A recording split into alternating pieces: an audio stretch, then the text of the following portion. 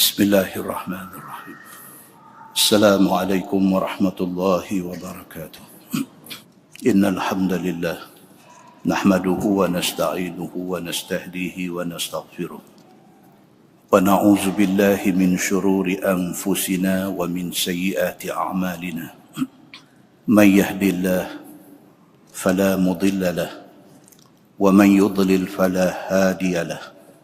أشهد أن لا إله إلا الله وحده لا شريك له وأشهد أن محمدا عبده ورسوله ونصلي ونسلم على هذا النبي الكريم سيد المرسلين وعلى آله وصحبه أجمعين أما بعد أيها المؤمنون اتقوا الله أوصيكم وإياي بتقوى الله faqad fazal muttaqun.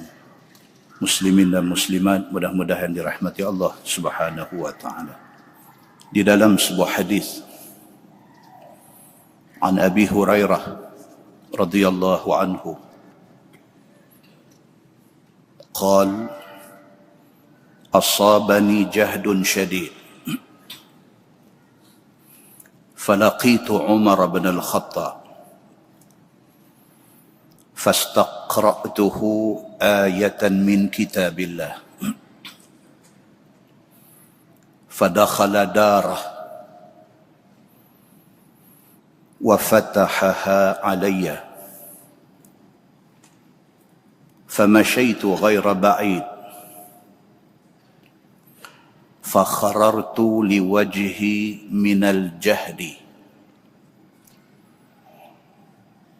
من الجهد والجوع فإذا رسول الله صلى الله عليه وسلم قائم على رأسي فقال رسول الله صلى الله عليه وسلم يا أبا هريرة فقلت لبيك رسول الله وسعديك فأخذ بيدي فأقامني وعرف الذي بي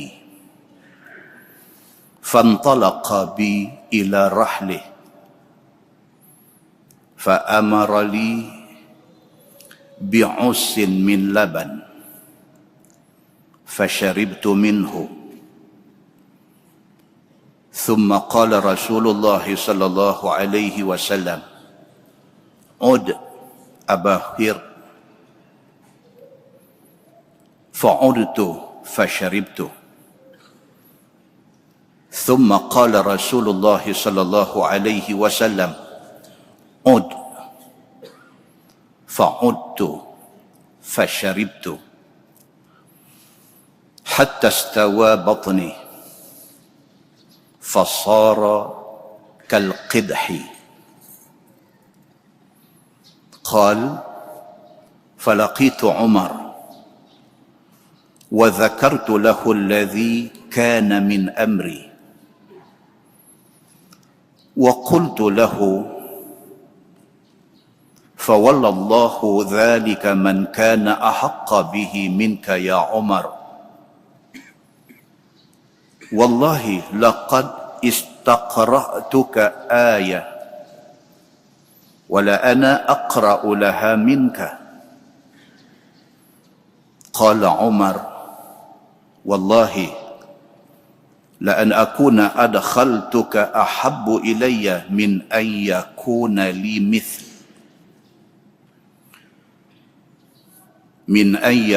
لي مثل حمر النعم atau kama qal, hadis sahih riwayat Al-Bukhari.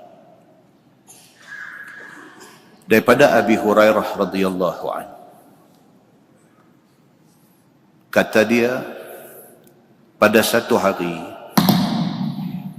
aku telah ditimpa satu kesulitan yang amat sangat. Kata Abu Hurairah radhiyallahu anhu, dia kata satu hari aku telah ditimpa satu susah yang amat sangat. Susah yang dimaksudkan di situ ialah lapang. Falaqitu Umar.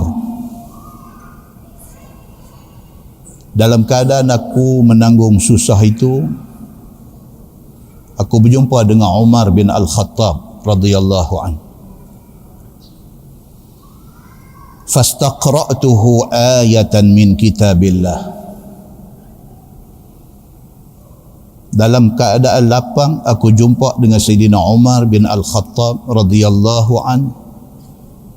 Aku buat-buat minta Sayyidina Umar bin Al-Khattab radhiyallahu an bacakan ayat Quran pada aku.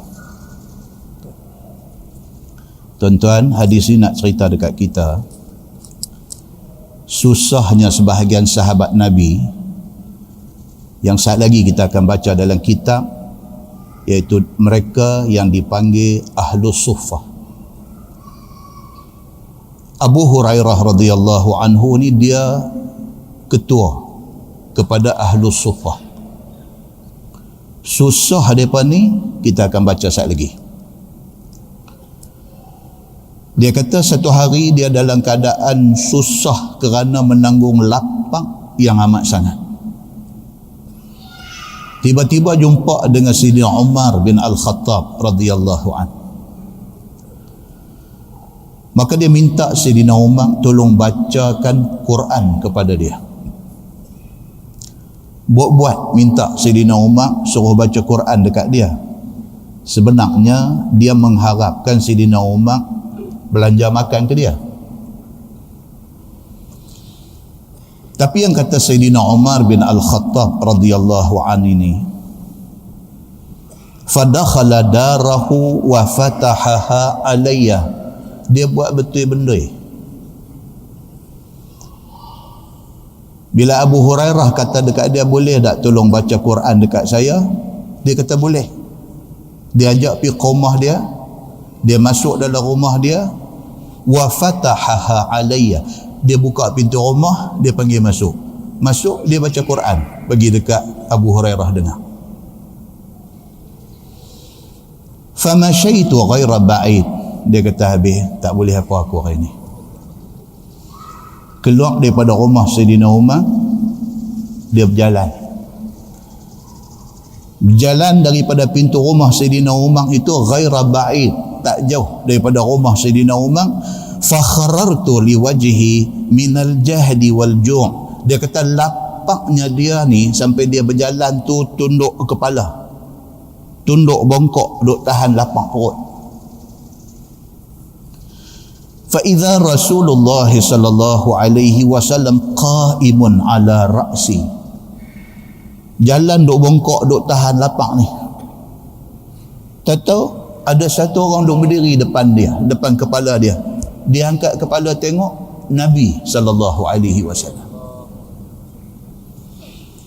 Faqala Rasulullah sallallahu alaihi wasallam, ya Abu Hurairah.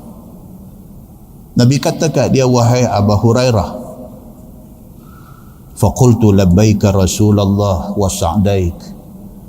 Dia kata, saya ya Rasulullah. Fa akhadha bi yadi. Nabi SAW terus pegang tangan dia. Nabi pegang tangan Abu Hurairah ni, fa'aqamani. Nabi perbetul badan dia bagi tegak. So, dia lapang, dia duduk tahan perut lapang tu, dia jadi bongkok. Nabi SAW pegang tangan dia, Nabi perbetul badan dia bagi postur badan dia bagi tegak. Wa arafa alladhi bi. Nabi SAW tahu hal sebenar. Nabi tahu kata Abu Hurairah ni lapang, dia tahu. Fantalaqa bi ila rahlih. Nabi bawa Abu Hurairah pergi dekat kenderaan Nabi, dekat unta Nabi yang ada dekat tu. Fa amara li bi'usin min laban. Nabi SAW bagi dekat dia ayam, bagi dekat dia laban, bagi dekat dia susu, suruh dia minum. Nabi tak tanya banyak, Nabi tak cakap banyak, Nabi tengok, Nabi dah faham, Nabi dah tahu ini lapang. Nabi pegang tangan dia, Nabi bawa pergi dekat unta Nabi, di sana ada susu, Nabi ambil satu susu bagi dekat dia, Nabi kata minum. Fasharibtu minhu, Abu Hurairah bismillah minum. Summa qala Rasulullah sallallahu alaihi wasallam, ud abahir. Nabi bagi lagi, minum lagi, Nabi kata. Fa'udtu fasharibtu, dia pun ambil, minum lagi. Summa qala Rasulullah sallallahu alaihi wasallam, ud fa'udtu fasharibtu. Dah dua gelas dah, Nabi kata dekat dia, minum. Dia minum lagi untuk gelas yang ketiga. Hatta stawa batni, dia kata sampai sengkak perut aku. Nabi sallallahu alaihi wasallam satu orang yang sangat understanding. Nabi sallallahu alaihi wasallam satu orang yang salah satu sifat dia fatanah. Fatanah ni maksud apa? Cerdik. Cerdik ni bukan mengaji pandai aja. Cerdik ni dia cepat memahami keadaan. Kadang-kadang orang mengaji pandai pun dia tak cerdik. Cerdik ni dia mengaji pandai pun pandai, dia faham. Itu cerdik ada pada Nabi sallallahu alaihi wasallam.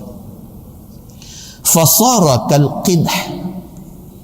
Abu Hurairah kata perut aku jadi keras macam gelas, dia kata. Makna dia minum kenyang. Perut aku jadi keras macam bekas air. Qala, kata Abu Hurairah, falaqitu Umar. Tak lama lepas itu dia pergi cari balik Sayyidina Umar bin Al-Khattab radhiyallahu anhu. Wa dzakartu lahu alladhi kana min amri. Dia pergi jumpa balik Sayyidina Umar, dia pergi cerita balik dekat Sayyidina Umar. Dia kata, hak tadi ni saya jumpa dengan tuan, saya kata dekat tuan, boleh tak baca Quran, saya nak dengar. Dia kata, hak tadi ni sebenarnya bukan saya nak suruh tuan baca Quran. Dia kata, saya lapar. Dia kata, dia pergi habaq balik kepada Sayyidina Umar bin Al-Khattab radhiyallahu anhu. Faqultu lahu, kata Abu Hurairah kepada Sayyidina Umar, dia kata, fa wallahu dzalika man kana ahaqqa bihi minka ya Umar. Dia kata, wahai Umar, Allah Subhanahu wa taala sudah serah urusan aku tadi kepada orang yang lebih berhak daripada hang. Dia kata, aku nak habaq dekat hang, kata aku lapang tadi, aku buat minta suruh hang baca Quran, hang buat betul bendui, hang pergi baca Quran kat aku.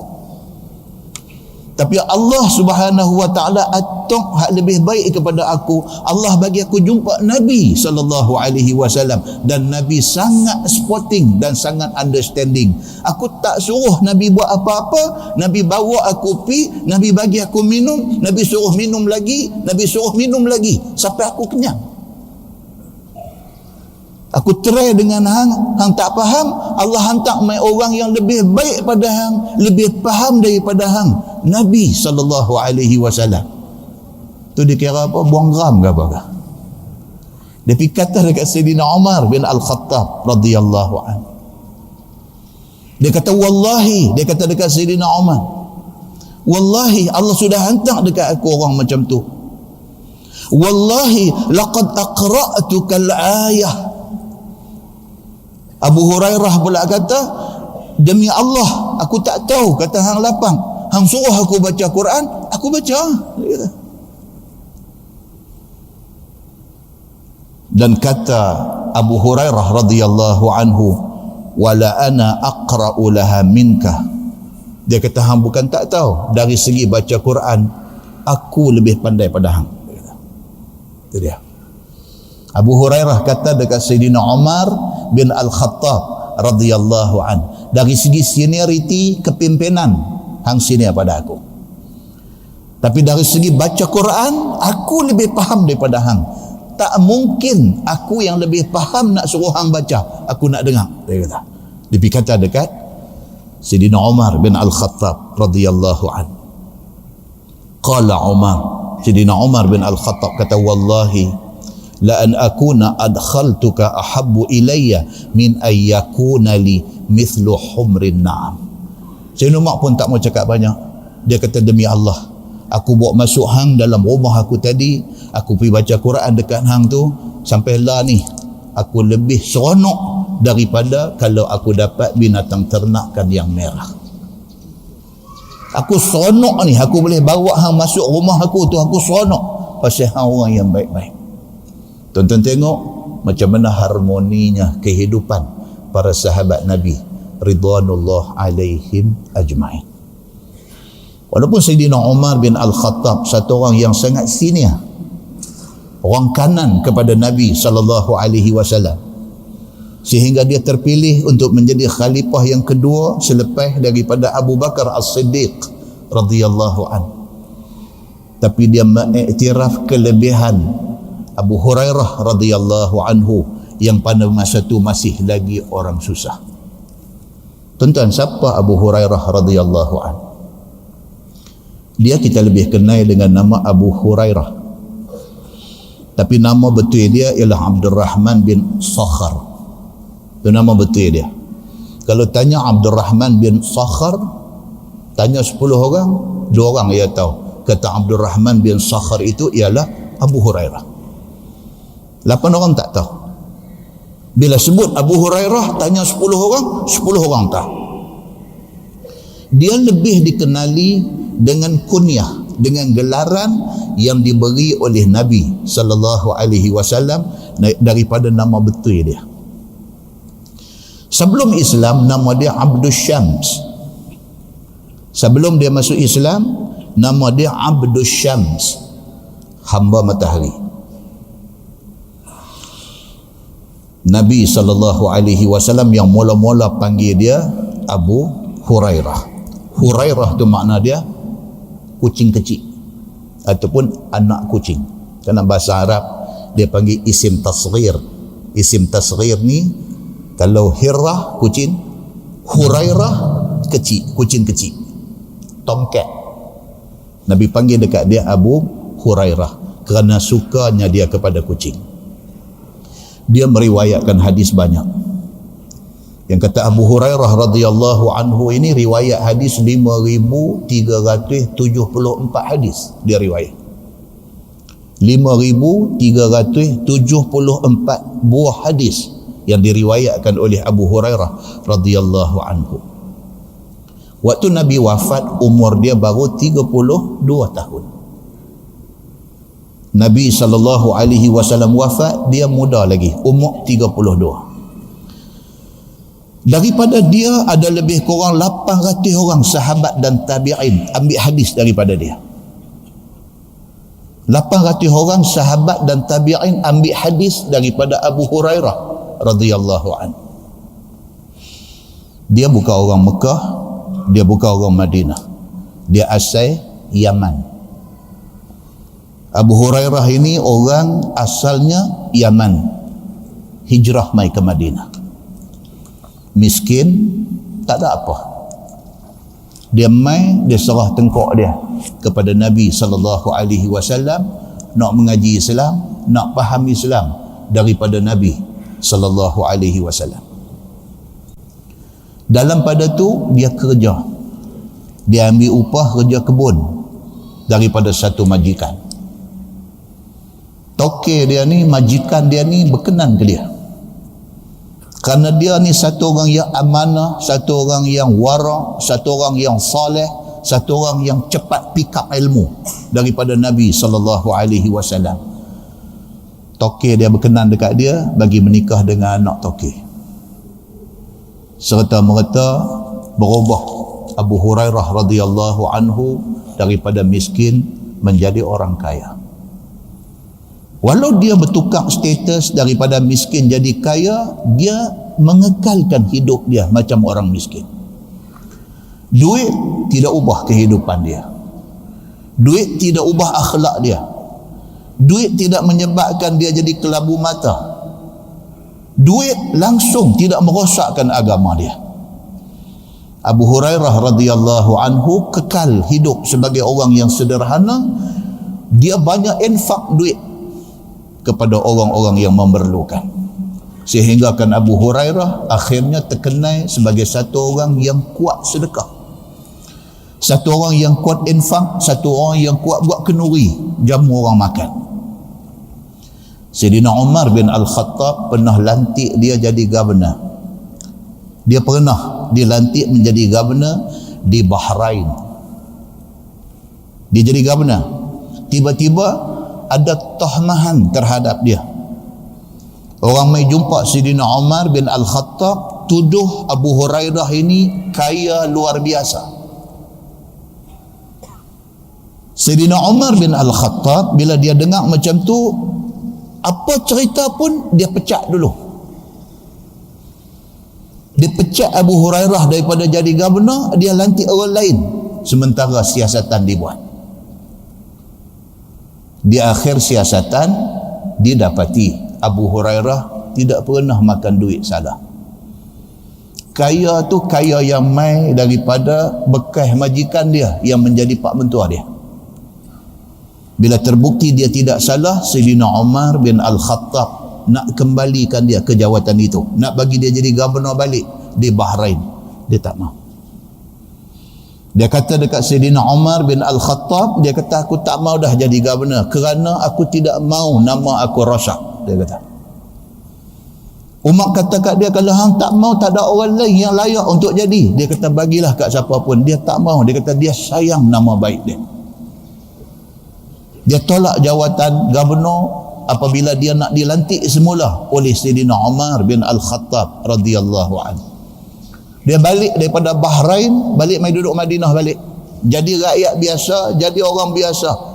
Dia tak mau dah apa jawatan pun. Sehinggalah mai pemerintahan Sayyidina Ali bin Abi Talib. Sayyidina Ali nak lantik dia menjadi governor di Madinah. Dia tak mau juga.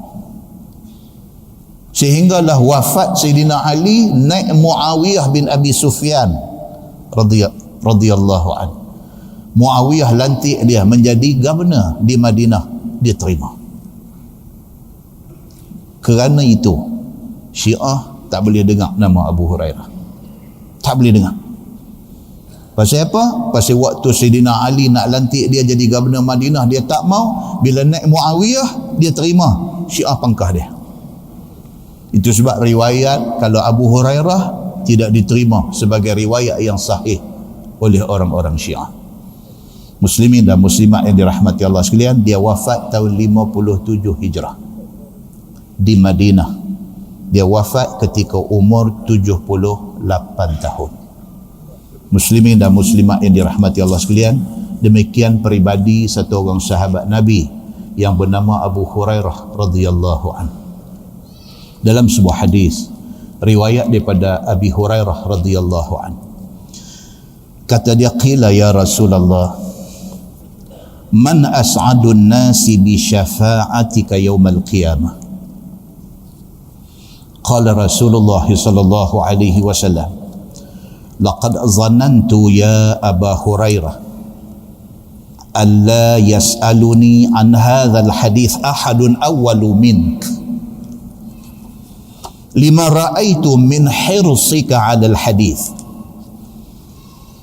As'adun nasi bi syafa'ati yaumal qiyamah man qala la ilaha illallah khalisan min qalbih aw nafsih, atau kama qala, hadis sahih riwayat Al-Bukhari. Daripada Abi Hurairah radhiyallahu anhu, pada satu hari dia tanya Nabi sallallahu alaihi wasallam. Dia ni very close dengan Nabi. Abu Hurairah radhiyallahu anhu ni dia sangat close, sangat rapat dengan Nabi sallallahu alaihi wasallam. Bila dia dapat peluang empat mata dengan Nabi, ada saja benda dia nak tanya. Satu hari dia tanya benda ni kepada Nabi. Dia kata, ya Rasulullah, man as'adun nasi bi syafa'atika yaumal qiyamah. Dia kata, ya Rasulullah, siapalah orang yang paling berbahagia dengan syafaat Tuhan? Dalam ramai-ramai orang yang nak dapat syafaat Nabi esok ni, siapa yang paling istimewa yang akan mendapat syafaat Nabi sallallahu alaihi wasallam? Nabi sallallahu alaihi wasallam jawab, Nabi kata, laqad zannantu ya Aba Hurairah alla yas'aluni an hadzal hadis ahadun awwalu minka. Nabi kata, ya Aba Hurairah, Nabi kata, aku dah agak dah, tidak akan ada orang lain yang akan tanya soalan macam ni selain daripada hang. Nabi kata, wahai Abu Hurairah, soalan macam ni aku tahu dah, tidak akan ada orang lain tanya, melainkan hang saja yang akan tanya soalan macam ni. Lima ra'aitu min hirsika 'alal hadis. Kerana Nabi kata, hang satu orang yang sangat serius dengan hadis. Tuan, kata-kata Nabi sallallahu alaihi wasallam ini satu endorsement kepada dia, satu pengesahan daripada Nabi. Abu Hurairah adalah satu orang sahabat yang dia sangat particular, dia sangat serius, dia sangat fokus dalam nak memahami hadis. Nabi kata kat dia, oleh kerana hang satu orang yang cukup serius tentang hadis, maka hang tanya soalan ini. Nabi kata, as'adun nasi bi syafa'ati yaumal qiyamah man qala la ilaha illallah khalisan min qalbi wa nafsi. Nabi kata, orang yang paling berbahagia, orang yang paling beruntung, orang yang paling istimewa yang akan mendapat syafaat aku di hari akhirat esok ialah orang yang masa hidup dia sebut la ilaha illallah. Maksudnya dia jadi orang Islam dan dia menjadi orang Islam yang khalisan, satu orang yang ikhlas sungguh. Dia jadi satu orang yang ikhlas sungguh min qalbihi au nafsih. Dia ikhlas jadi orang Islam daripada hati dia, daripada jiwa dia.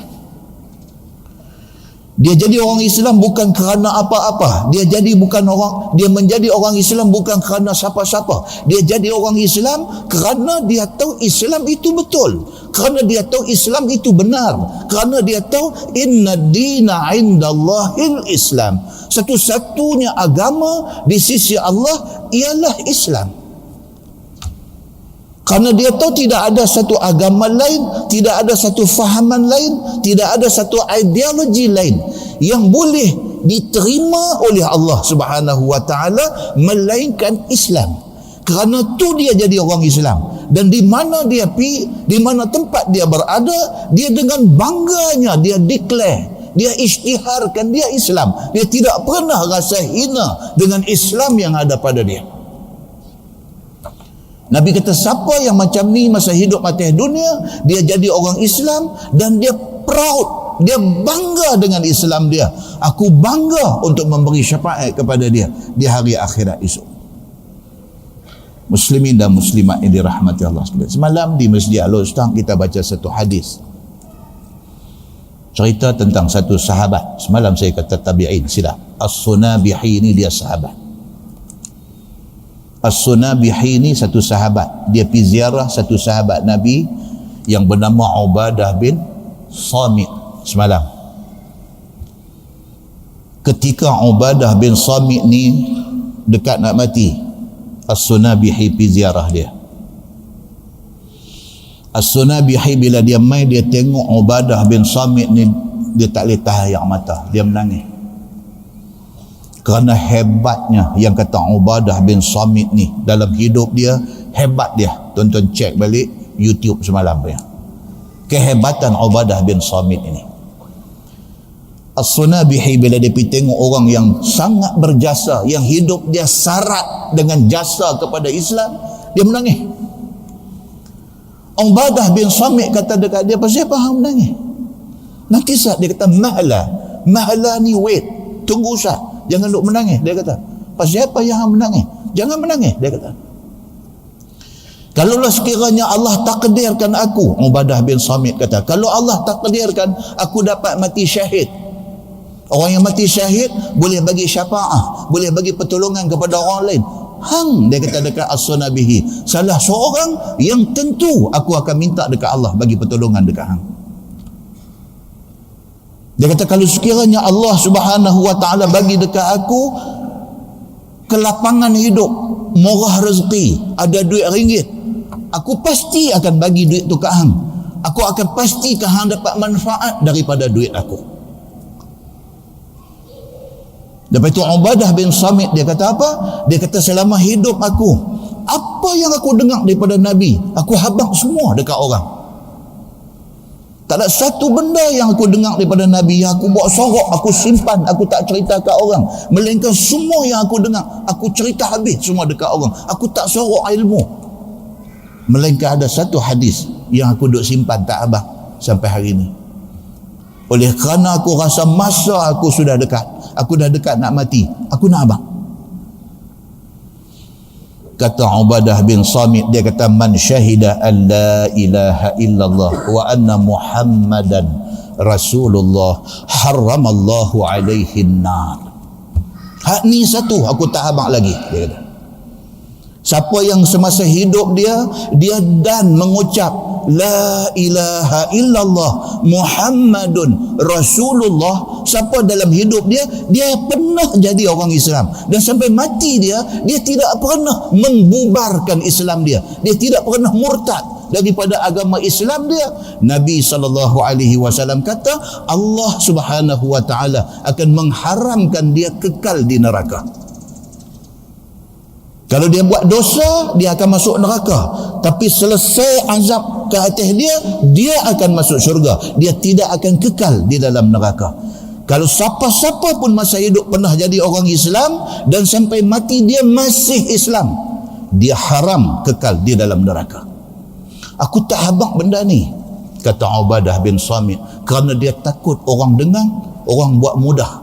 Aku dah mengucap la ilaha illallah Muhammadur Rasulullah, kok mana cerita pun aku akan masuk syurga. So dia tak ambil kisah dengan agama dia. Dia takut orang salah faham macam tu. Maka dia simpan, dia hold hadis tu sampai dekat akhir hayat Ubadah bin Samit ini, baru dia cerita. Muslimin dan muslimat yang dirahmati Allah sekalian, yang kita nak bagi tahu di sini ialah tuan-tuan, kita ni Tuhan dah takdirkan jadi orang Islam. Terima kasih banyak-banyak pada Allah. Tak pernah kita minta, tak pernah kita usaha. Beranak-beranak mai ada orang bang di telinga kita. Cerdik-cerdik kita sudah duduk di dalam rumah yang duk semayang di dalam dia, yang duk baca Quran di dalam dia. Sedap-sedap kita dah dihantar masuk pasti, masuk taski, masuk taman asuhan Islam. Sedang-sedang kita dah reti agama sepatah dua walaupun masih kecil. Kita membesar nasya'a fi ibadatillah. Nabi kata kita membesar dalam keadaan mengabdi diri kepada Allah. Tak faham apa lagi pun main masjid dah. Allah Subhanahu wa taala bagi bonus dekat kita. Kita dapat Islam tak gaduh usaha, tak diuji, tidak dicabar, tidak pernah kita kena macam yang menimpa sebahagian daripada sahabat-sahabat Nabi ridwanullah alaihim ajma'in. Macam ni punya anugerah Allah bagi dekat kita. Kalau kita tak sayang Islam, jawab kita di depan Allah Subhanahu wa taala. Mudah-mudahan muqaddimah itu memberi manfaat kepada kita, insya-Allah. Kita menggunakan Bahrul Mazi jilid 21. Bahrul Mazi jilid 21 muka surat 88. Masalah dia kata bersedekah harta yang buruk-buruk dan simpan taruh yang elok-elok. Tajuk malam ni. Tajuk malam ni, ada setengah orang dia ada satu PL, dia ada satu perangai. Dia bagi sedekah. Tapi sebelum dia nak bagi itu dia kelah-kelah dulu. Hak mana hak elok, hak mana hak dia sayang, dia simpan. Hak mana yang nampak tak apa nak berkenan, hak tu bagi. Ini tajuk yang kita nak tengok pada malam ini. Dia kata maka ini adalah satu tabiat ataupun satu perangai manusia yang huduh. Dia kata ni perangai tak elok. Perangai tak elok. Kalau nak bagi ke orang, bagi hak kita tak mau punya. Ini perangai tak elok. Dan selalu kita dapati daripada orang yang tamak dan orang yang bakhil dan orang yang busuk perangai. Selalunya dia kata benda ni ada dalam diri orang-orang yang perangai bodoh. Dia kata, apabila ada padanya banyak orang mau sedekahkannya dan mau dihadiahkannya, maka dipilih dan diagih-agihkan yang buruk dan itu dijadikan sedekah. Kalau nak bagi, cari hak tak elok, bagi. Hak elok simpan. Dan yang elok-elok itu habuan bagi dirinya dan bagi orang yang dikasihnya. Hak elok habuan dia dengan keluarga dia. Maka orang yang berperangai yang seperti itu dibenci Allah Subhanahu wa ta'ala. Dia kata Tuhan tak suka macam ni. Sebagaimana yang telah berlaku ke atas setengah daripada sahabat Nabi ridwanullah alaihim ajma'in. Dia kata sahabat Nabi pun ada perangai macam ni. Pasal apa tuan-tuan? Pasal sahabat Nabi pun manusia. Yang maksum, yang terpelihara daripada dosa ni siapa dia? Nabi sallallahu alaihi wasallam. Sahabat Nabi manusia biasa. Depa ada buat salah silap, tapi salah silap depa tak macam kita. Depa kalau salah ni bukan salah lah pada kita ni, tak salah lagi, tapi bagi depa itu salah. Maka ada berlaku di kalangan ramai-ramai sahabat ni, ada berlaku yang berperangai macam ni. Dia kata yang telah datang riwayatnya daripada riwayat At-Tirmizi dengan katanya anil Bara radhiyallahu anhu, wala tayammamul khabitha minhu tunfiqun. Diriwayat kepada satu sahabat Nabi sallallahu alaihi wasallam, nama dia Al-Bara bin Azib radhiyallahu anhu, pada mentafsirkan firman Allah Subhanahu wa taala, wala tayammamul khabitha minhu tunfiqun, dalam nak tafsirkan ayat itu yang kira-kira maknanya, dan janganlah disengajakan oleh sekalian kamu pilih yang buruk daripada harta-harta yang nak disedekahkan. Tuhan bagi dalam Quran satu ayat, Tuhan kata kalau nak sedekah jangan pilih harta elok. Itu ayat Quran. Maka ditinggalkan yang elok dan yang terpilih habuan diri sendiri, maka tabiat yang demikian itu tidak layak bagi orang yang baik dan bagi orang yang bagus tabiatnya. Quran kata, so Nabi SAW terang dekat sahabat maksud ayat tu apa dia? Maksudnya kita jangan kedekut dalam nak bagi yang baik-baik. Masalah, dia kata sahabat Nabi ada yang bertanah ladang, ada yang berkebun, dan ada yang berumah tangga. Ni sahabat Nabi sama macam kita lah. Duduk satu taman, dalam taman tu ada orang menyaga, dalam taman tu ada orang makan gaji kerajaan, dalam taman tu ada orang kerja dengan private sector, dalam taman tu ada orang yang tak kerja apa tapi duit banyak, ada juga. Jadi dalam satu taman ni macam-macam orang, macam kita pun tak tahu hal dalam rumah dia macam mana. Macam itulah para sahabat Nabi ridwanullah alaihim ajma'in.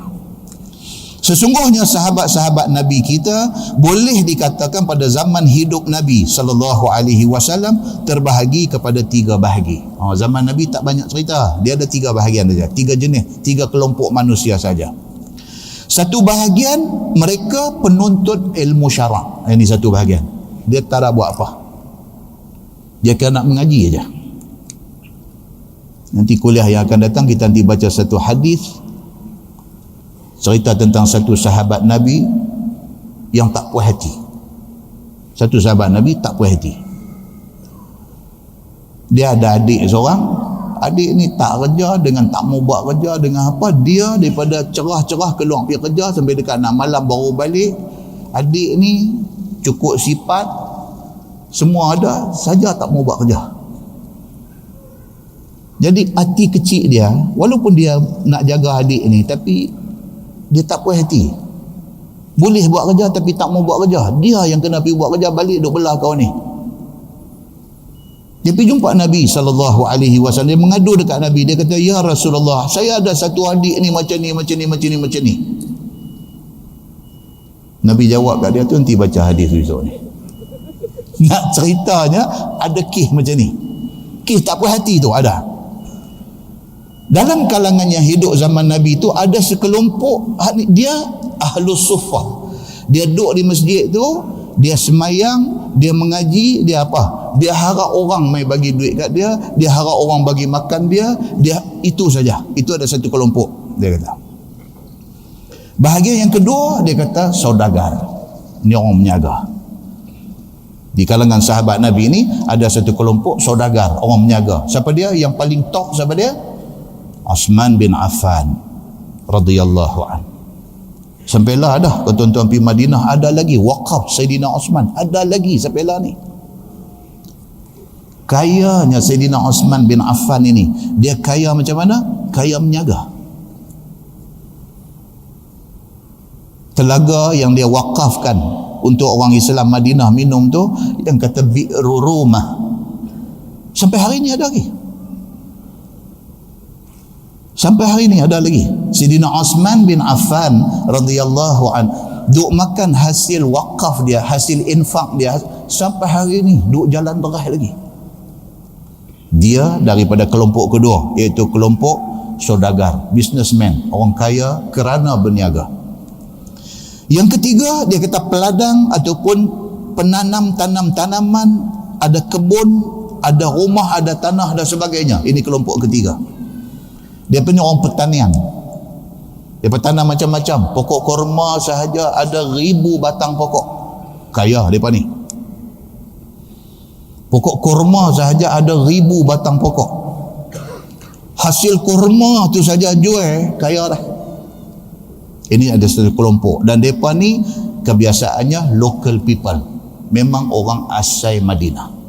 Begitu. Maka orang yang mempunyai tanah rumah itu pada ghalibnya ialah anak tanah air. Itu yang kata local people. Mereka memang asal orang Madinah. Ataupun anak bumi putra negeri Madinah itu. Mereka memang anak jati Madinah. So mereka ada tanah, mereka ada kebun, mereka ada ladang, mereka kutip hasil daripada pertanian. Maka ialah yang ghalibnya mereka itu kaum Ansar. Orang Madinah. Ansar ni daripada apa tuan-tuan? Aus dengan Khazraj. Mereka ni dua. Mereka ni mempunyai kekayaan di Madinah. Maka mereka itu ada kebun kurma, ada tanah untuk bercucuk tanam, ada gandum dan sebagainya. Dan ada rumah tangga dan juga ada membela binatang ternakan. Ni mereka orang lokal Madinah. Dan sahabat-sahabat Nabi yang jadi saudagar itu pula adalah kerja jual beli. Ghalibnya mereka ini orang yang berpindah daripada Makkah dan daripada negeri lain mai ke Madinah. Businessman ni kebanyakan orang luar. Dia pemain daripada Mekah, dia pemain daripada Yaman, dia pemain, mereka tak ada tanah untuk nak bercucuk tanam, mereka buat main modal dengan skill menyaga yang ada kat mereka. Mereka buat bisnes dan bisnes mereka menghasilkan laba, menghasilkan untung yang banyak. Begitu. Dan mereka ini kerja jual beli dan ghalibnya mereka ini orang yang berpindah mai ke Mekah, mai daripada Mekah dan daripada negeri luar, daripada Madinah. Dan ada pun penuntut-penuntut ilmu itu, maka mereka itu daripada orang muda-muda yang miskin, daripada kaum Ansar dan Muhajirin juga. Ni hak jadi Ahlus Sufah ni, ada orang Madinah sikit dan ada orang luar mai duduk di Masjid Nabawi. Banyaknya mereka itu lebih kurang 200 penuntut ilmu. Ini satu riwayat. Syekh Idris Al-Marbawi dia ambil riwayat yang kata ada sekitar 200 orang Ahlus Sufah. Tapi ada riwayat lain kata sampai 600 orang at one time. Sebab mereka ni in out. Lepas masuk mai, lepas itu ada yang keluar, ada yang masuk pula. Pernah pada satu ketika at one time ada sampai 600 orang Ahlus Sufah duduk di area Masjid Nabawi itu. Duduk mereka itu menumpang siang malam di tepi Masjid Nabi SAW. Dan kepala penuntut ilmu itu salah seorang daripadanya ialah Abu Hurairah radhiyallahu anhu. Yang kita baca mukadimah tadi. Dia ni macam ketua kelas, monitor kepada Ahlus Sufah. Begitu. Dan guru besar mereka pula pada masa itu ialah Nabi SAW. Mudir mereka Nabi SAW. Apabila turun wahyu, maka merekalah orang yang mula-mula diajar wahyu itu oleh Nabi SAW. Bila Nabi terima wahyu, orang pertama dengar mereka ni Ahlus Sufah ni, dan di antaranya ialah Abu Hurairah radhiyallahu an. Depa dapat first hand daripada Nabi. Panas-panas lagi. Wahyu turun, depa orang yang mula dapat. Apa juga perintah mai daripada Allah, depa orang yang mula dapat. Istimewanya yang kata Ahlus Suffah ini. Mereka lah yang menghafaz Quran dan apa ajaran daripada Nabi sallallahu alaihi wasallam tentang hal ehwal ibadah, hal ehwal tafsir Al-Quran dan keterangan-keterangan daripadanya, daripada apa-apa juga ilmu dan hikmah. Mereka orang mula dapat direct daripada Nabi sallallahu alaihi wasallam. Kita ni dah berapa generasi tuan-tuan? 1400 tahun dah Nabi baru mai kita ni.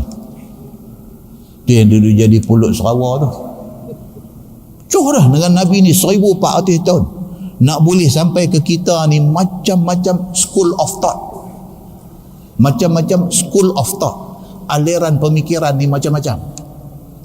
Yang dulunya aliran pemikiran ni tak bergaduh, hari ni bergaduh. Cerita tentang Salafi dengan Khalaf ni cerita lama. Daripada dulu sudah ada satu aliran, satu school of thought. Dia bagi satu aliran pemikiran, mereka ini Salafi. Salafi ni apa dia tuan-tuan? Mereka ni kira tak mau nak pandai-pandai tafsir. Kalau ayat kata yadullah fawqa aidikum, tangan Allah, mereka kata tangan Allah, tapi bukan macam tangan makhluk. Mereka tak berani nak kata tangan itu maksud kuasa ke apa. Mereka tak berani, mereka takut sekali lagi mereka tafsir silap. Maka dia stick kepada aliran itu. Maka dipanggil aliran itu Salafi. Dia main zaman kemudian ni, dia main aliran Khalaf. Khalaf ni, kalau duk biang ayat tu, yadullah kata tangan Allah, takut ada di kalangan orang Islam ni sudah salah faham. Oh, Tuhan ada tangan, no? Tuhan ada takut ada orang salah faham. Maka ulama Khalaf ini mentakwilkan ayat itu. Tangan Allah bukan maksud tangan. Dia kata maksudnya kuasa. Dia kata. Itu aliran pemikiran dia. Dua aliran ini sudah lama dah, tak bergaduh pun. Hari ini bergaduh. Hari ini bergaduh. Duk baca ayat Ar-Rahman 'alal 'arsy istawa saja, buka YouTube bergaduh pumpang-pumpang. Bergaduh. Apa hal? Terima aja. Kata di sana ada dua aliran pemikiran. Terima aja. Kalau kita duk belah A, jangan salahkan B. Kalau kita duk B, jangan salahkan A. Ini cerita lama. Muslimin dan muslimat yang dirahmati Allah sekalian. Yang kita nak kena fokuslah ni ialah membina kekuatan orang Islam, bukan mencari titik-titik perbezaan yang nak memulakan satu keretakan yang retak tu akhirnya membawa lingkup orang Islam. Bukan itu yang kita cari. Perbezaan akan ada daripada dulu sampai sampai kiamat. Akan ada perbezaan. Biar perbezaan tu berlaku. Kita jangan bergaduh. Muslimin dan muslimat yang dirahmati Allah sekalian. Sesungguhnya benda tu menyebabkan lemah orang Islam dan merugikan kita. Kita makin jauh daripada matlamat yang kita nak capai. Muslimin dan muslimat yang dirahmati Allah sekalian. Dia kata semuanya tumpah kepada mereka itu. Segala ilmu Nabi sallallahu alaihi wasallam, depa inilah yang akan terima dulu, tumpah ke depa. Adapun sahabat-sahabat yang jadi saudagar itu dan sahabat-sahabat yang bertanah, berumah dan bersawah dan juga bela binatang itu, datang juga mereka hadir sembahyang berjemaah dan mendengar apa-apa pelajaran daripada Nabi sallallahu alaihi wasallam. Geng haduk kerja-kerja ni semua, depa tak bolehlah nak full time macam Ahlus Suffah, tapi depa mai. Macam kita lah dalam masyarakat kita, haduk mai berjemaah di masjid tiap-tiap waktu ni orang pencen. Pasal apa? Pasal dia dah puas dah kerja, 60 tahun dah kerja. So dia sudah berhenti, dia sudah pencen, dia dapat duit pencen, dia fokus mai sembahyang jemaah di masjid. Hak lain kena pergi kerja. Hak lain pergi kerja, sembahyang tang mana dan lah. Pakat-pakat sembahyang lah. Dekat masjid sembahyang di masjid, dekat surau sembahyang di surau, di office ada musalla sembahyang di musalla. Tapi sekali-sekala bila mai hari Rabu minggu kedua, pakat mai lah. Dia macam tu lah cerita dia. Tak ada apa, tak ada satu hal nak pergi duduk ceramah, nak pergi duduk sindiang orang tak main semayang, tak payah. Pasal masing-masing orang ada kerja. Kita pergi Mekah buat haji, kita pergi Mekah buat umrah, memanglah kita tak ada kerja, kita jadi macam orang pencen. 5 waktu kita semayang di masjid. Pasal apa? Pasal kita memang pergi nak semayang ya. Ada orang pergi buat haji, pergi buat umrah sambil-sambil bawa Uber. Tak ada. Kita pergi tu nak buat umrah, lepas tu kita nak semayang. 5 waktu semayang memang masjid lah. Tapi bila balik mai sini, nak kena pergi office. Jadi orang pencen main semayang, orang hak kerja pergi kerja, tapi Rabu minggu kedua main. Macam itulah yang berlaku kepada para sahabat Nabi ridwanullah alaihim ajma'in. Ahlus Suffah bila masa pun penuh saf di masjid semayang. Hak geng tanam pokok kurma, hak geng nak kek buah kurma, dan main, tak dan semayang tang mana dan. Semayang tang mana dan. Itu sebab tuan-tuan orang Arab mereka tak banyak pantang. Orang Arab kalau kita pergi, kita tengok di airport dia semayang kayu rendah gitu aja, tak ada apa. Bukan pasal Donald Trump tak bagi masuk US saja mereka semayang di airport. Dah, tak sebab Donald Trump pun mereka semayang di airport. Tak ada apa. Dia ambil ayat semayang apa-apa semua, dia dengan kasut tak buang, dia semayang dengan kasut-kasut tu aja. Kita ni pantang banyak. Kalau nak semayang kena masjid, kena surau. Tak jumpa masjid, tak semayang. Orang perempuan lagilah pula. Kalau tak buat telekung, tak semayang lah. Orang perempuan Arab tak ada pakaian hak dia duk pakai tu, pakaian tu semayang. Menutup aurat.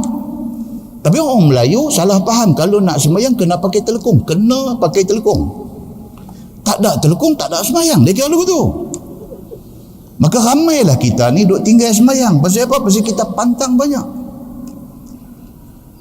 Dia hantar gambar mereka saya bawa ni dekat airport di US.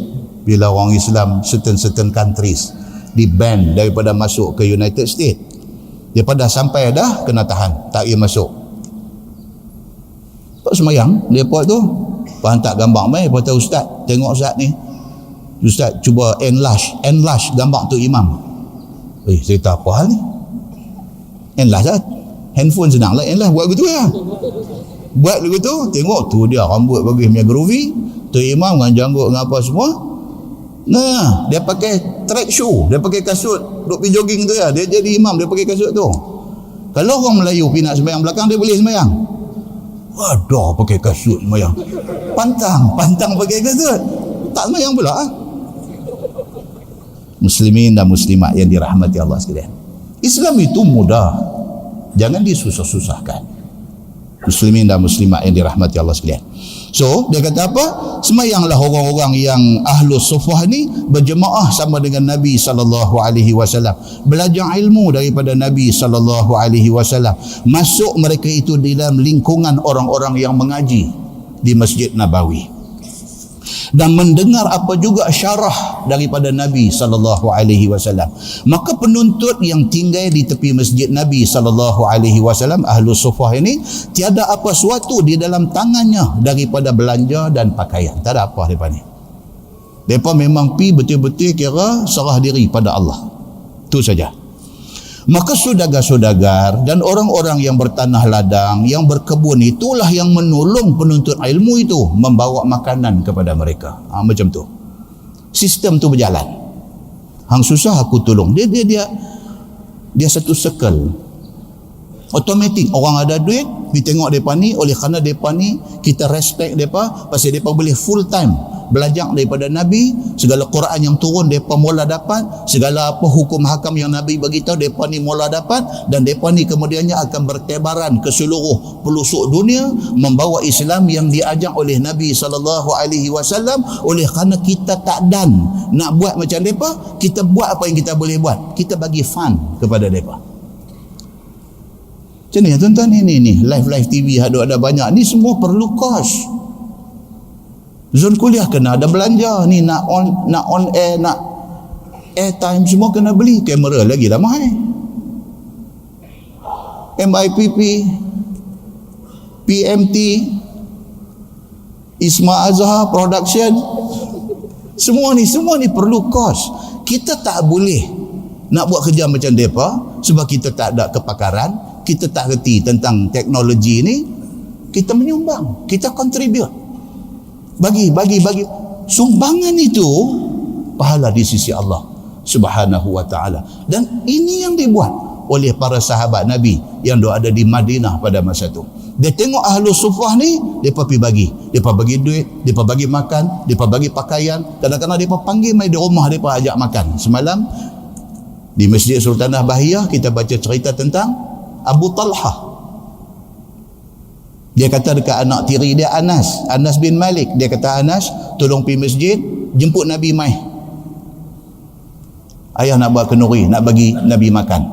Anas pergi, dia pergi tengok Nabi tengah duduk cakap dekat orang ramai, dia duduk sengak hujung tu, dia budak-budak. Nabi duduk tengok dia, nampak sekejap Nabi panggil dia, awak pasal apa? Dia kata, ayah panggil pergi makan di rumah. Oh, Nabi kata okey. Nabi habaq dekat ada ni. Nabi kata, jom kita serang rumah Abu Talha. Semalam punya hadis. Geng ni pun kata cantik lah, tak payahlah, kalau tidak saat lagi nak kena tom yam tentang mana. Niat pakat pi. Menunggu sampai depan rumah. Abu Talha sudah pucat. Dia buat untuk Nabi saja. Ni siapa silap ni? Dia kata, hang Anas, hang pergi habang lagu mana ni ramai-ramai ni? Nabi SAW macam yang kita baca hadis awal tadi, dia bijak memahami keadaan. Tengok kepucat muka Abu Talha ni, Nabi tahu dah. Nabi kata, apa hal ya Abu Talha? Dia pun bisik kat Nabi, dia kata, saya buat habuan tuan seorang aja, awak main ramai. Nabi senyum. Nabi kata, mana makanan? Nabi pi, Anas bin Malik duk tengok. Nabi pi, Nabi pegang makanan tu. Nabi baca sesuatu. Tapi dia tak abang lah hadis tu baca apa, kalau tidak boleh kat kita lah tu kan. Dia tak abang tu baca apa tu, dia cuma kata Nabi doa bil barakah dalam hadis. Dalam hadis dia kata Nabi doa bil barakah. Nabi doa makanan itu supaya dapat barakah. Macam mana doa tak abang. Tu kan lepas kuliah semalam dia lock start ni, ada yang duk follow saya kat belakang. Saya pun cok juga dia. Dia kata, Ustaz, satu nak tanya, satu. Saya tahu apa yang satu tu? Doa apa tadi tu? Saya tak tahu hak Nabi punya lah, kita tak tahu lah kita. Orang kita ni dia nak tangkap yang tu ya. Nabi SAW doa bil barakah, doa makanan dapat barakah. Apa jadi tuan-tuan? Anas kata, aku dapat melihat makanan keluar min baini asabi'ih, daripada celah-celah jari Nabi SAW. Nabi kata, masuk 10, bagi makan kenyang keluar, masuk 10, bagi makan kenyang keluar, masuk 10, sehingga semua orang dapat makan dan kenyang. Anas kata, waktu semua orang dah habis makan, makanan masih seperti mula tadi. Muslimin dan muslimat yang dirahmati Allah sekalian, dia nak abang apa? Benda macam ni berlaku pada zaman itu. Jemput Nabi, jemput 5 orang mai di rumah, berlaku pada zaman itu. Tolong menolong itu hidup pada masa itu.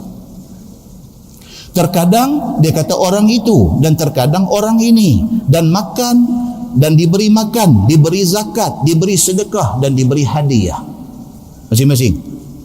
Dia ni tengok, dia berkenan kat Abu Hurairah, panggil satu macam ya selit dekat Abu Hurairah, berapa banyak duit. Lagi dia ni tengok, nampak Abu Zar, panggil Abu Zar, jamu makan, selit sikit, macam tu. Berganti-ganti orang pakat bagi. Dan inilah hadis dikeluarkan oleh Imam At-Tirmizi dengan kata dia, qala nazalat fina ma'syaral ansar. Kata Al-Bara' bin Azib, maka turun ayat tadi ni, ayat 267 suratul Baqarah, pada mengajarkan dan membetulkan ahwal perangai kami. Turun ayat tu pasal apa? Pasal nak bagi tahu dekat geng hak duk belanja ni. Dia tengok ahlu sufah ni, panggil 5 orang main makan di rumah dia. Dia tengok ahlu sufah ni, dia pergi bagi baju, dia pergi bagi apa. Turun ayat ni, Allah tegur pasal apa? Bagi tu bagus dah, tapi jangan bagi hak tak elok. Bagi tu bagus, tapi jangan pilih hak buruk bagi. Allah tegur. Bukan pasal tak bagi, Allah tegur. Bagi, tapi bagi hak tak elok tu Allah tegur. Muslimin dan muslimat yang dirahmati Allah sekalian, kata Al-Bara', turun ayat ni kerana Allah nak tegur kami yang duk tolong ni, bukan tak tolong, yang duk tolong tapi duk bagi benda tak elok ni, bukan tak elok, yang buruk sikit bagi ni, Allah tegur benda tu. kunna ashaba nakhlin, adalah kami ini kaum Ansar, orang Madinah, anak jati Madinah, orang yang mempunyai dan memiliki kebun-kebun kurma. Kami orang kaya, kami ada kebun kurma. Kadang-kadang kami ambil kurma satu tandan, pergi gantung di tepi masjid untuk orang makan. Kita hari ni kalau orang mai gantung masjid lepas jemaat ke apa-apa, takut juga tu, kita tak tahu niat apa. Ada yang gantung mayang pisang tu, rupanya dia bernazar, dia kenuri pisang kalau bos dia kena tukang. Ada juga kan orang yang duk kerja jabatan, dia tak berkenan kat bos dia, kat pengarah dia ke, dekat ketua jabatan dia ke apa, dia ni leceh duk cari salah orang, dia menazak. Dia kata kat kawan ofis ni, aku abang tu, kalau dia ni tukang, dia kata aku kenuri pisang masjid. Kita boleh kat kita pisang tu. Pasal apa? Pasal dia menazak, dia tak berkenan kat satu orang. Zaman Nabi SAW, pisang ke apa yang mereka buat main kurma ke apa, standar mereka main ni, pasal apa? Pasal memang ikhlas nak bagi makan kepada Ahlus Suffah. Maka turun temurun daripada tok nenek kami di negeri Madinah itu, maka daripada kebun kurma dan daripada tanah ladang kami itulah yang kami sumbangkan jadi makanan kami kepada anak negeri ini. Orang Arab, dia kurma aja boleh hidup, kurma aja boleh hidup kan. Belah-belah Arab, belah Middle East, belah apa, mereka tak kalut sangat dengan nasi ni, kurma aja mereka boleh hidup. Itu sebab dulu contohlah ni, bukan kata Syiah, contoh zaman apa revolusi Islam di Iran dulu ni, tapi ni cerita Syiah lah, cuma nak ambil semangat tu. Apabila zaman Jimmy Carter jadi presiden United States of America, Jimmy Carter jadi presiden pada masa tu, Jimmy Carter arahkan kenakan sekatan ekonomi ke atas Iran. Pasal Iran masa tu baru jadi republik, diperintah oleh Puak Ayatullah ni. Khomeini ni bukan saya kata ustaz ni Syiah ke apa, bukan, nak abang tu semangat mereka tu. Khomeini dia buat gathering, dia himpun semua rakyat dia berjuta di depan dia, orang tua ni, dia bagi ucapan, dia pegang sebiji buah kurma je. Masa tu orang tak marah Syiah lagi. Masa tu orang duk semangat dengan kebangkitan di Syiah ni. Lah ni orang marah kat Syiah, tapi masa tu dia angkat kurma tunjuk ni dekat rakyat dia. Selagi mana Allah izinkan pokok buah ini hidup di atas bumi kita, kita tidak takut kepada siapa melainkan kepada Allah, dia kata. Dia takbir macam nak runtuh langit ni. Tu dia tuan.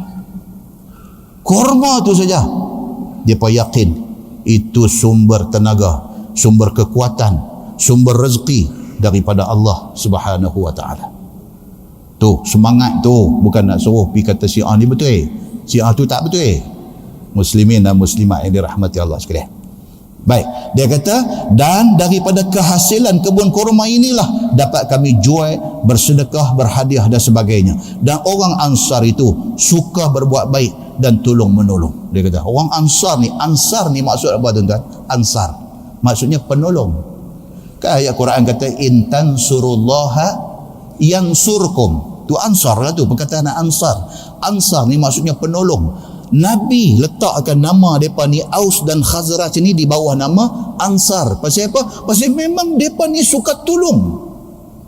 Dia suka tolong orang. Maka orang-orang Ansar ini, mereka ni dengan semangat suka menolong ini, mereka banyak membantu orang-orang Muhajirin dan juga Ahlus Suffah ini. Maka mereka itu tolong bagi makan, bagi minum kepada orang-orang yang mengaji dekat Nabi ini, dan orang-orang yang miskin daripada Muhajirin dan lainnya. Masalah dia kata bersedekah dan menolong penuntut ilmu. Telah dikatakan di atas tadi, orang-orang yang menjadi sahabat Nabi SAW daripada kaum Ansar itu, mana-mana yang ada berkebun kurma dan lainnya, membawa makanan itu kepada penuntut ilmu yang berada di sisi Nabi SAW yang miskin-miskin itu. Dia bawa makanan pi bagi.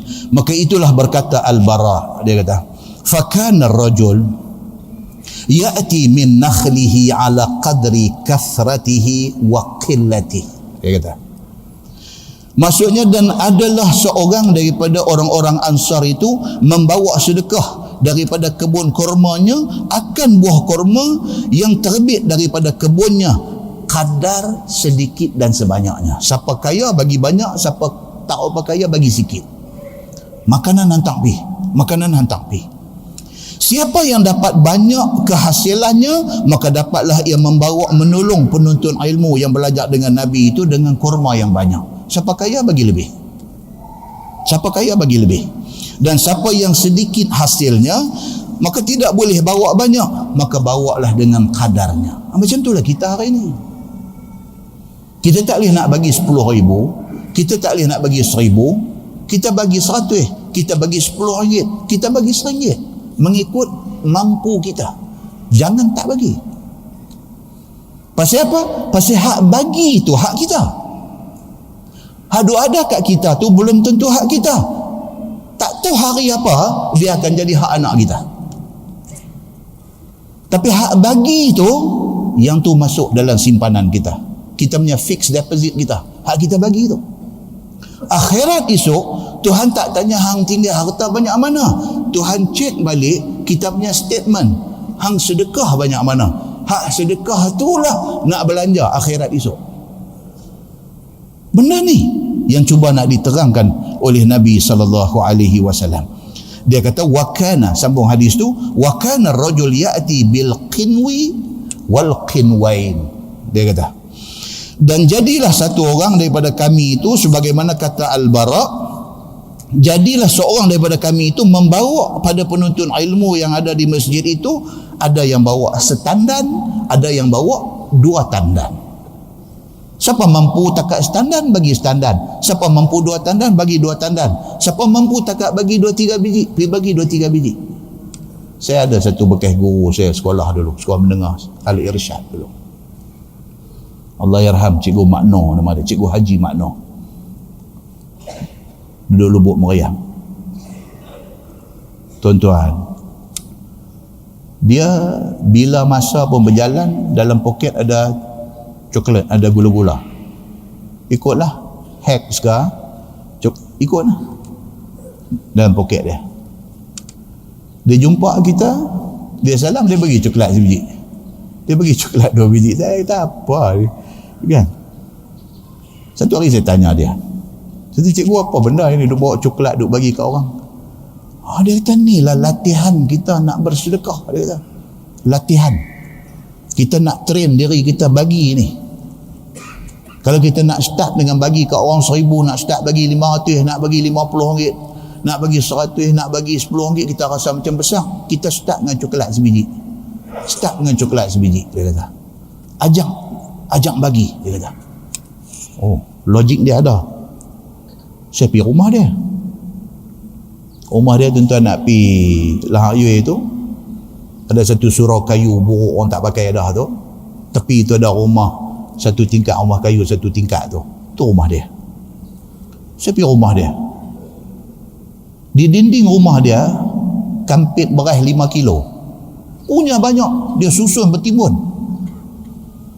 Saya kata, cikgu, dia buat part time jual beras kan? Ada bertanya lagu tu. Kan? Dia kata, ada. Yang ni, sekali cikgu keluar, dia kata, cikgu bawa lah dalam 5 kampit ke apa kabuh belakang kereta.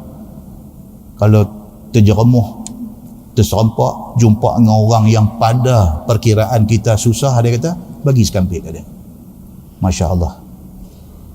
Jumpa kali mula, saya tanya besi coklat. Lepas tu pergi rumah dia, rupanya, oh dia bukan coklat, dia lebih pada tu, dia duk bagi. Dinding rumah tu. Tu dia, tuan-tuan. Dia praktis. Dia terus praktis. Dia tanya saya satu soalan maut. Main-main dengan dia ni. Tanya saya satu soalan maut. Dia kata, entah duk ceramah, merata masjid apa semua tu, bagus dah, dia kata. Kita dengar bergoyang lah. Dia kata apa? Entah duk bangkit dah buat tahajud malam-malam. Tu dia. Siapa berani tanya ustaz macam tu? Siapa berani tanya? Dia tanya. Entah duk pergi ceramah apa semua, bagus dah, dia kata. Entah duk bangkit dah malam buat tahajud, dia kata. Kita berjawab kat dia tekoh-tekoh, kena bangkit, dia kata. Kena bangkit. Kalau tidak, dia kata kita ni jadi Tuhan tanya dalam Quran dia pun boleh, jangan main. Dia kata lima taquluna ma la taf'alun kabura maqtan 'indallah an taqulu ma la taf'alun. Tuhan tanya ni, pasal apa hang duk cakap benda hang tak buat? Kabura maqtan 'indallah, besar murka di sisi Allah hang bercakap benda hang tak buat. Dia kata menyucuk tuan-tuan, masuk sampai tulang kering dia ni, menyucuk masuk, berasa. Pasal apa tuan-tuan? Pasal dia ikhlas cakap. Pasal kita anak murid dia, walaupun dia bukan ustaz, dia cikgu kita, tapi saya hormat dia. Bila dia kata macam tu, menyucuk masuk ni, Allahu Akbar. Muslimin dan muslimat yang dirahmati Allah sekalian, jangan main-main benda-benda macam ni. Benda baik ni dia tidak cukup dengan teori, dia kena praktik benda tu, kena buat pada kadar kemampuan. Kita bukan boleh buat semua benda, tak boleh. Hak mana boleh buat kita buat, hak mana kita tak boleh, ada orang lain boleh, ada orang lain boleh. Sama-sama kita jangan bergaduh, kita komplement, kita lengkap melengkapi, kita lengkap melengkapi. Tak mau bergaduh, tak mau ada busuk perut, tak mau ada iri hati, tak mau ada dengki, tak mau ada permusuhan. Kita tengok dia, dia tengok kita, dia buat apa, kita buat apa. Hak dia buat kita tak boleh buat, hak kita buat dia tak boleh buat. Kita komplement, kita komplitkan benda tu, insya-Allah dia jadi elok. Tentu nak bercakap pasal firqah, pasal grup-grup Islam yang pelbagai. Sampai bila pun bercakap tak selesai. Tambah zaman lah ni, Facebook dijadikan platform untuk duk lawan bertujai hang aku. Sampai bila pun tak selesai. Ikram buat cara ikram, Abim buat cara Abim, jemaah tabligh buat cara jemaah tabligh. Ada angle yang dia ni buat, dia ni tak buat. Angle dia ni buat, dia ni tak buat. Kita komplitkan benda-benda ni. Kita jangan bergaduh. Kita jenis Islam dalam bentuk seminar. Kita hadir seminar, kita duduk dalam satu dewan ekon, kita bercakap benda, okey, it's okay. Dia boleh tackle orang level tertentu. Kita tak boleh buat yang jemaah tabligh buat. Mereka boleh committed dengan sembahyang jemaah di masjid, di surau. Mereka boleh bentuk akhlak mereka. Mereka boleh lentok segala ego yang ada dalam diri mereka. Jemaah tabligh ni tuan-tuan, ada yang senior engineer, gaji 15,000, tapi dia boleh peronyok segala mazmumah dalam diri dia. Dia peronyok, dia boleh jadi humble. Itu kelebihan dia. Buat apa kita ceramah perli-perli dia? Buat apa kita ceramah sindir-sindir dia? Hebat sangatkah perjuangan kita selama ni? Banyak sangatkah contribution kita selama ni? Jangan. Semua pakat buat seorang sikit, insya-Allah kita boleh lahirkan satu benda yang cantik untuk Islam. Itu sebab sudah bergaduh-bergaduh ni semua sudah. Kita cari jalan macam mana nak bagi orang Islam faham Islam dan praktikkan Islam itu dalam kehidupan. Muslimin dan muslimat yang dirahmati Allah sekalian. So dalam hadis yang kita duk baca ni, dia nak terang dekat kita tentang benda-benda macam ni, supaya kita semua boleh faham dan kita semua boleh ambil buat amalan benda-benda macam ni. Baik, kemudian dia kata wa kana ar-rajul ya'ti bil qinwi wal qinwain, dan masing-masing ikut kemampuan masing-masing. Yang boleh bawa setandan bawa main setandan, yang mampu 2 tandan bawa main 2 tandan. Dan dibawanya lah kepada penuntut itu sampai 2 tandan. Dan siapa yang kurang pendapatan akan kurmanya, dibawa akan setandan saja.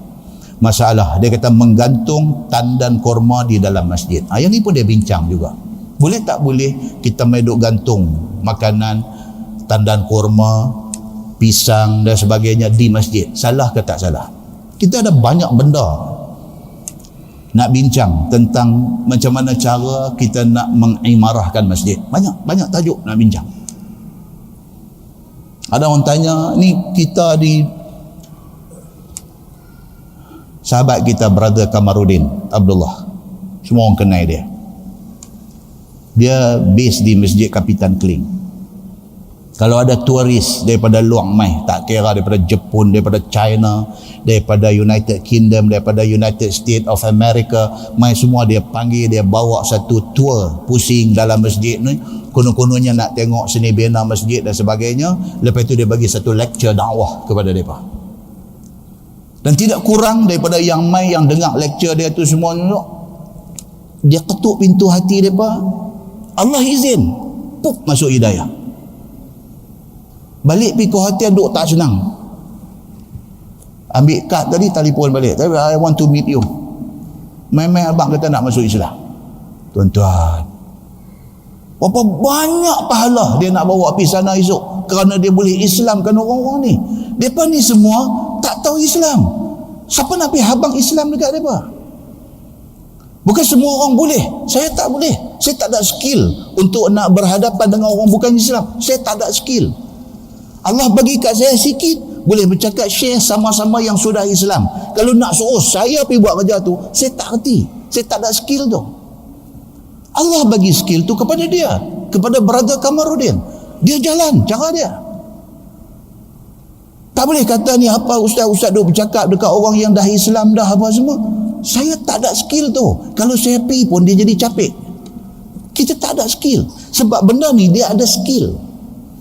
Satu pensyarah universiti, tuan-tuan panggil dia, suruh pergi bagi satu talk kepada budak taski. Susahlah dia. Orang bagi dekat dia satu assignment, suruh pergi present satu retih kerja dalam conference international. Lima negara dia ada dalam conference tu. Dia tak tension, dia prepare relax apa semua. Esok dia pergi cakap pun nampak confident elok. Minggu depan orang panggil dia suruh pergi bagi satu cakap kepada budak tadika. Dia tension yang tak ilmu kasih dorong ni. Dia profesor PhD, tension, muka hampir naik rosyam. Tak rosyam. Muka pun sampai kecut-kecut lagu mana ke. Bini dia kata, awak abang pasal apa? Sakit ke? Demam ke? Ada bisu yang naik celak? Duk tanya. Tanya aku tension ni minggu depan ni nak pergi bercakap budak tadika ni nak bercakap apa. Jangan suruh dia pergi buat kerja yang dia tak ada skill. Suruh dia buat kerja yang dia ada skill. Demikian yang dikatakan strategi dalam berdakwah. Muslimin dan muslimat yang dirahmati Allah sekalian. Ini juga satu ilmu, satu bidang ilmu. Ilmu public speaking dan siapa audiens dia. Dia ada satu ilmu. Manfaatkan benda tu mengikut kita punya kesesuaian. Muslimin dan muslimat yang dirahmati Allah sekalian. So, dia kata menggantung tandan kurma di masjid. Katanya, maka seperti yang tersebut di dalam hadis Nabi SAW, adalah sahabat-sahabat Nabi itu apabila telah dibawa akan tandan kurma itu ke penuntut-penuntut ilmu yang ada di masjid itu, maka tandan-tandan kurma itu pun digantung di dalam masjid Nabi SAW, seperti mana kata Al-Bara, dia kata fayu'alliquhu fil masjid, maka digantung akan tandan kurma itu di dalam masjid supaya mudah penuntut ilmu itu mengambil dan memakan mana-mana masa mereka itu lapar. Maksud dia apa? Boleh tak boleh? Boleh. Pasal apa? Zaman Nabi tu ada tu, mereka pergi gantung tandan kurma untuk ahlus sufah makan. Nabi tidak larang. Boleh, maknanya boleh. Bahkan bukan itu saja, bukan semestinya kurma, bukan semestinya pisang. Tuan-tuan berasa macam nak buat kenduri, pergi tempah dekat caterer manakah, mai letak nasi bungkus 200 bungkus selepas daripada sembahyang Jumaat. Keluar ambil. Tuan-tuan, kalau di sebelah tempat-tempat orang kaya-kaya duduk tu, sebelah kota Damansara ke, sebelah Damansara Utama ke, tempat-tempat semua orang kaya, kalau buah nasi bungkus tak ambil lah. Dia ada rumah masak lagi spesial. Letak hal lain, letak yang sesuai dengan mereka. Apa dia? Pergi cari Milo kotak, letak bang 10 dozen tu. Kaya-kaya kan ambil juga lah Milo kotak ni kan. Mereka buat di masjid kota Damansara pun mereka buat. Corner tu ada Milo kotak, timbun tak tu, keluar ambil seorang satu. Nak cari pahala, duk cari di mana ada pintu untuk buat kebaikan, mereka masuk melalui pintu itu dan mereka buat. Muslimin dan muslimat yang dirahmati Allah sekalian. Masalah dia kata ahlus sufah. Ini masalah ni bulan depan insya-Allah. Kan? Ahlus sufah, tuan-tuan kita akan tengok esok siapa dia yang kata ahlus sufah ini. Tadi kita cerita salah seorang daripada dia, siapa dia? Abu Hurairah radhiyallahu anhu. Bukan saja salah seorang, bahkan dia adalah ketua kepada Ahlus Suffah. Next month insya-Allah kita tengok khusus cerita tentang Ahlus Suffah dan juga pangkin depa tu. Dan tuan-tuan akan jumpa satu istilah, dia panggil dakkatul aghawat. Dakkatul aghawat. Tu di pangkin itu. Apa dia dakkatul aghawat ini? Kita nanti cerita esok. Tuan-tuan nanti dengar, nanti terkejut tengah-tengah macam tu. Oh betul ya Ustaz, betul ya Ustaz, nanti main macam tu. Dakkatul aghawat. Tu saja sebut tu, 3 kali sebut tu. Sabuan tuan-tuan balik buat research dululah, cari dulu. Apa makna ni dakkatul aghawat ni, yang berkaitan dengan dakkatul aghawat ini, sampai nak tengah-tengah mulut ni apa benda. Itu berlaku di kawasan apa? Pangkin ataupun platform Ahlus Suffah. Dan daripada situlah timbul cerita Piramli yang kata Chief Qadam kan turun main dengan pakaian dia, dengan pakai bengkung di pinggang apa semua tu, dia ada kaitan dengan cerita ni. Piramli dah baca Bahrul Madhi dulu pada kita dah.